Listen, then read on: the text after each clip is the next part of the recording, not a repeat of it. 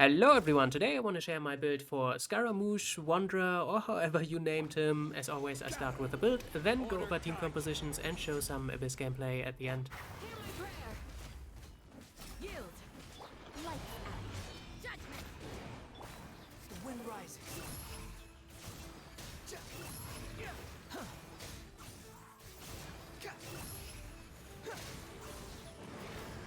Wretched vermin. The build is, as for most units, a pretty standard DPS build with priority on crit rate, crit damage, in his case obviously attack percentage, and Anemo bonus damage, and that's pretty much all you need. You can get some energy recharge if you really wanted to, but he doesn't really need it, and I would avoid Elemental Mastery. It's not good on him in my opinion. And in case you play a Cryo character, remember he gets 20% crit chance for free, so try to be at max 80% if possible. As for talents, it's pretty straightforward. He mainly does normal attacks, so level them up first. The Elemental Burst skill does surprisingly a lot of damage, so definitely this one next. And the scaling on the Elemental skill isn't really great, but level it up last anyway. His constellations look quite good, but also kind of boring, which luckily means you don't really need them. It's a lot of extra damage and more uptime on his elemental skill, and you can use his elemental burst skill as kind of a finisher to exit the elemental skill, which is something you want to use anyway, especially with characters like Yelan, with the ramping up damage multiplier, and then towards the end you press the elemental burst skill. Constellation 4 is quite interesting. It allows him to synergize with the third element with his first passive skill, which is definitely interesting for team synergy and team building. As for weapon options, of course, it's still the Witsith. It's a great free-to-play option for any DPS Catalyst wielder. Otherwise, if you still have the Dodo Tails, the normal attack bonus and charge attack bonus is quite good for this character. Otherwise, I actually like, in terms of 5-star weapons, the Lost Prayer on this character for once, because the increased movement speed is quite fun if you fly through the air, and this damaging ramp up effect actually is worthwhile on this character because he has quite a lot of field time. As for artifacts, we already covered substats earlier. As for main stats, it's attack percentage here, Anemo damage bonus here, and you can go crit chance in the last slot, but since the Wanderer has Ascension stat crit chance, you probably don't need too much of it, so crit damage is probably the way to go. As for the sets, the Destined set 2-piece is definitely a good starting point, and you can use the 2-piece Noblesse set like me because, like I said earlier, the burst skill hits quite hard. But eventually you definitely want the new Desert Pavilion set for the extra normal attack damage, but I farmed it for a week and didn't quite get good enough pieces yet.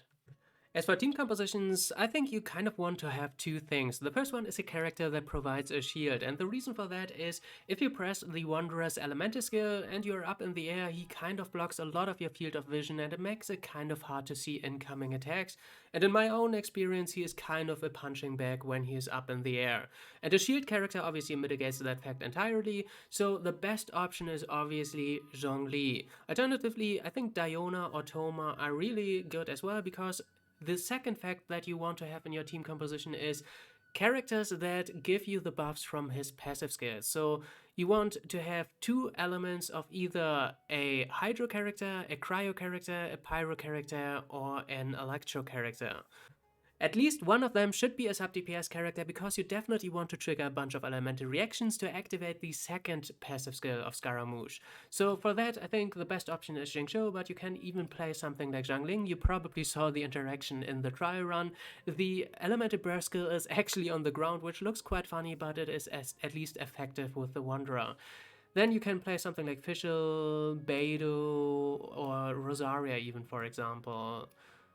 And in this setup, in the last slot, you can either pick a second sub-DPS character, which is most likely what you're gonna do, but also a second utility character can be used. Like, for example, here you can pick Yunjin to activate Geo Resonance with Zhongli, which is actually quite strong, and I think one of the exceptions that is worth it to drop the second element to activate the Wanderer's passive skill for. Otherwise, you can pick any sub-DPS character, for example, like I said, Zhangling, Fischl, Beidou, Rosaria, but also Raiden is surprisingly strong because a lot of these characters here deal a lot of elemental burst damage, and her elemental burst buff is really strong. And if you pick a character like Yelan instead of Jingzhou, she also helps a lot with energy management, because characters like Yelan or Zhangling kind of need it, because otherwise in this setup they will end up energy starved. And here you have a quick example of a free-to-play setup with only 4-star characters, with double utility characters, Candace to enhance the normal attacks of the Wanderer, and Diona as a healer to get the second element.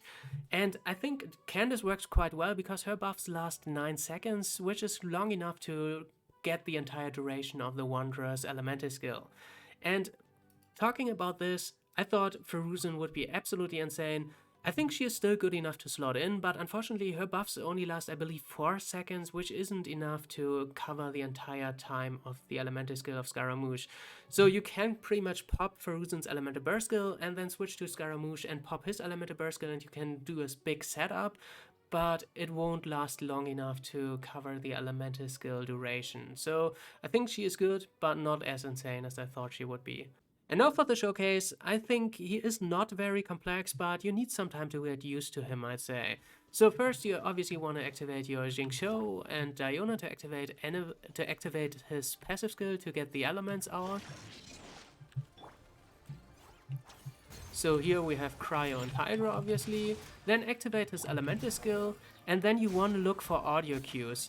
You hear that? That's an elemental reaction. Then when you dodge, you trigger these extra projectiles here. And you want to do this whenever you hear it. There's also a visual cue. You can see it right here. 1 second. Right in the center of Scaramouche, you see this symbol appear. There, this one, and then you press dodge and you get the extra projectiles. But I think it's easier to just listen to the audio cue, honestly. For his elemental burst skill, you just press it whenever you're about to exit the elemental skill because it exits it automatically otherwise, so never press it in the beginning of it. And for now, I'm gonna leave you with some Abyss gameplay and come back at the end. There is no escape. Gather! I will have order! Ring cutter. Behold!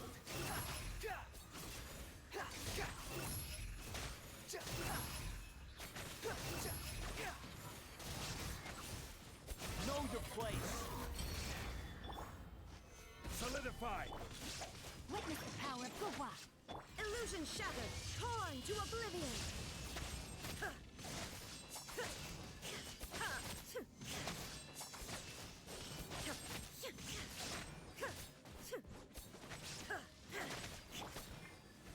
Stabilize!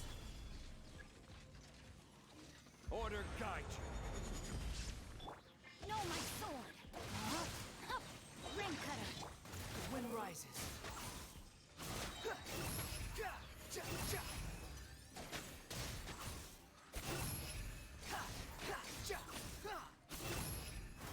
Cry louder!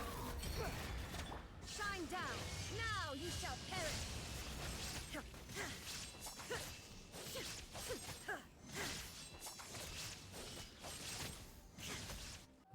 Alright, we made it to the end. I hope this gave you some inspiration for your own bits, so stay tuned for more videos. Until then, have fun and bye bye!